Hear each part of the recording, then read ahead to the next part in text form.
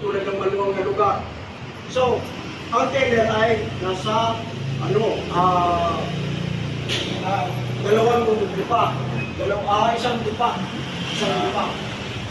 Harapan at saka harapan at saka likuran. Pag kayo nakapasok na sa mall, huwag kayo maglalabas ng baril. Kasi baka matakot yung mga kliyente yung panagutin kayo. Pag kayo nakapasok ng kaalinmang pagmamahay, ang may ari ng bahay, ang mall, sila lang in charge sa inyo, ng security ninyo. Protocol yun. Sila na ang bahala sa inyo. Pag may nangyari doon, silang mananagot nung pagkawala ng pera. Kasi bahay nila yun, perimeter nila yun. Pag lumabas yun, ang papakialaman lang natin doon kung paano natin na mag-divert ang tao doon sa dadaanan natin. Ma'am, sir, excuse me for a while, sabi ko po, makikilaan lang po kami. Ganun ka agad. Huwag yun, mag-isip tayo ng tao doon na ang pagbawalan kayo doon lalo. Bawal nga doon sa nang nakaipupogi, kaya lang hindi paliwasan. Nakaipupogi talaga tayo pag sa trabaho. Ilang Islam yung mahapang baril. Kaya ang baril natin doon, nakatago, nakasoholster. Handa lang. Pag may nangyari, dadamputin mo lang itong retailer. Balik, doon, bilis. Siguro ng pera. Okay na. Wala nang problema. Ganun ka agad ang mangyayari.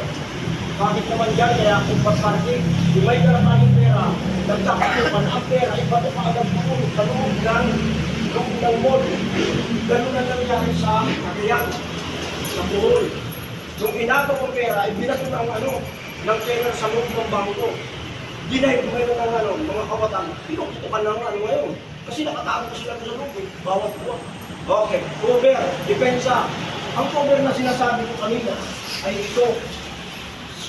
Nangyari ito sa yung bangko na ay ang isa. Ang gwardiya dito nakatago. 9mm lang. Ang kalaban, Armalite. Diyan ngayon hulog yung binagsak ang pera ng armor. So nandito siya. Nakaganoon lang. Alin dito ang nakalabas? Wala. Hindi dulo ng baril. Bawat dadantot ang pinuputukan na, alayo ka, pinuputukan na Magasin.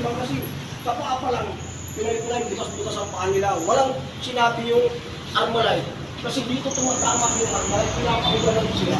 Wala, ligtas. Yan ang tinatawag na cover.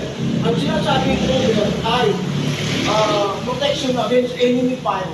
Bakal o hindi tinatalaban solid na hindi tinatalaban ng bala.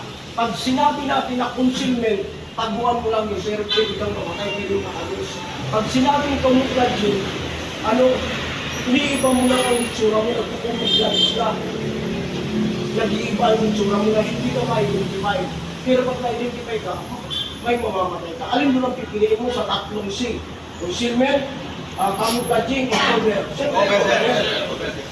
Kaya kayo tinuturuan. The smaller the exposure, the better. The larger the exposure, the easier the target.